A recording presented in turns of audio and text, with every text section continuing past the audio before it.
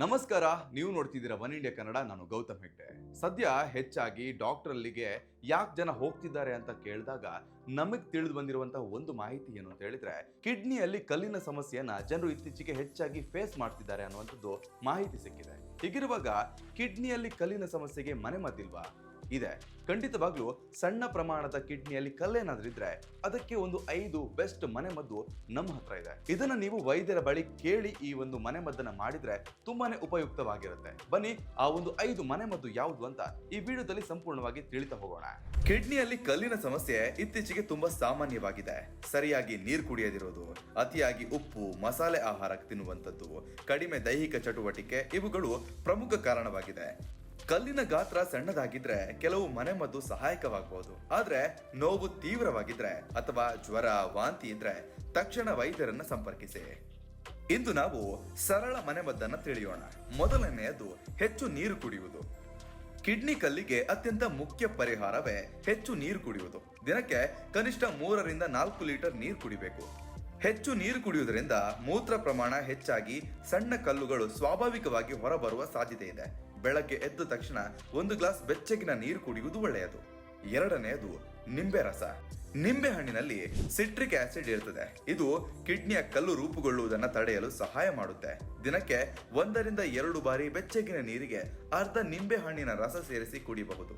ಇದು ಮೂತ್ರ ಮಾರ್ಗವನ್ನ ಸ್ವಚ್ಛವಾಗಿಡಿಸಲು ಸಹಾಯಕವಾಗುತ್ತೆ. ಮೂರನೆಯದು ತೆಂಗಿನ ನೀರು. ತೆಂಗಿನ ನೀರು ನೈಸರ್ಗಿಕ ಡಿಟಾಕ್ಸ್ ಪಾನೀಯವಾಗಿದೆ. ಇದು ದೇಹದ ತಾಪಮಾನ ಕಡಿಮೆ ಮಾಡಿ ಮೂತ್ರ ಪ್ರಮಾಣ ಹೆಚ್ಚಿಸಲು ಸಹಾಯ ಮಾಡುತ್ತೆ. ನಿಯಮಿತವಾಗಿ ತೆಂಗಿನ ನೀರನ್ನ ಕುಡಿಯುವುದರಿಂದ ಸಣ್ಣ ಕಲ್ಲುಗಳು ಹೊರಬರುವಲ್ಲಿ ಸಹಾಯಕವಾಗುತ್ತೆ. ನಾಲ್ಕನೆಯದ್ದು ಜೀರಿಗೆ ನೀರು. 1 ಟೀ ಸ್ಪೂನ್ ಜೀರಿಗೆ ರಾತ್ರಿ ನೀರಲ್ಲಿ ನೆನೆಸಿ ಬೆಳಗ್ಗೆ ಅದನ್ನ ಕುದಿಸಿ ತಣ್ಣಗಾದ ಮೇಲೆ ಕುಡಿಯಿರಿ.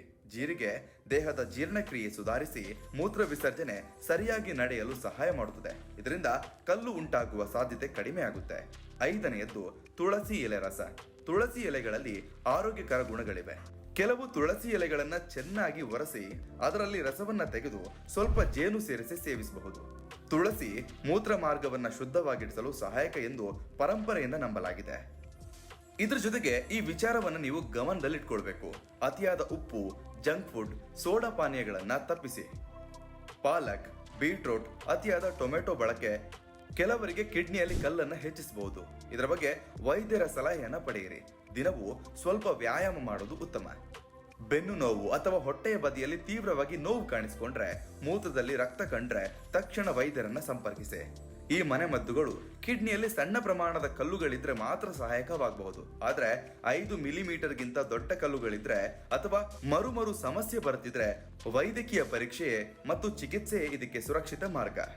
ಎಸ್, ನೋಡಿದ್ರಲ್ಲ, ಈ ಒಂದು 5 ಮನೆಮದ್ದುಗಳು ತಮಗೇನಾದ್ರೂ ಕಿಡ್ನಿಯಲ್ಲಿ ಕಲ್ಲಾಗಿದ್ರೆ ಆ ಸಮಸ್ಯೆಯನ್ನ ನಿವಾರಣೆ ಮಾಡುತ್ತೆ. ಆದ್ರೆ ಈ ಒಂದು ಮನೆಮದ್ದನ್ನ ನೀವು ಟ್ರೈ ಮಾಡ್ತೀರಿ ಅಂತ ಆದ್ರೆ ದಯವಿಟ್ಟು ನಿಮ್ಮ ಹತ್ತಿರದ ವೈದ್ಯರ ಬಳಿ ಈ ಒಂದು ಮಾಹಿತಿಯನ್ನ ತಿಳಿಸಿ ನಿಮ್ಮ ದೇಹಕ್ಕೆ ಅದು ಆಗುತ್ತಾ ಇಲ್ವಾ ಅನ್ನೋದನ್ನ ತಿಳಿದುಕೊಂಡು ಮದ್ದನ್ನ ಮಾಡಿ ಅಂತ ಹೇಳ್ತಾ ಮುಂದಿನ ವಿಡಿಯೋದಲ್ಲಿ ಮತ್ತೊಂದು ಹೆಲ್ತ್ ಟಿಪ್ಸ್ ಜೊತೆ ಸಿಗ್ತೀನಿ. ಅಲ್ಲಿ ತನಕ ಟೇಕ್ ಕೇರ್. ಯಾವುದೇ ಸುದ್ದಿಯ ಅಪ್ಡೇಟ್ ಅನ್ನ ಮಿಸ್ ಮಾಡ್ಕೊಳ್ಬಾರ್ದು ಅಂದ್ರೆ ಈಗ್ಲೇ ಒನ್ ಇಂಡಿಯಾವನ್ನ ಸಬ್ಸ್ಕ್ರೈಬ್ ಮಾಡಿ. ನಿಮಗೆ ಬೇಕಾದ ಭಾಷೆಯಲ್ಲಿ ಎಲ್ಲಾ ಸುದ್ದಿ ತಿಳಿಬೇಕು ಅಂದ್ರೆ ಒನ್ ಇಂಡಿಯಾ ಆಪ್ ಅನ್ನ ಡೌನ್ಲೋಡ್ ಮಾಡ್ಕೊಳ್ಳಿ.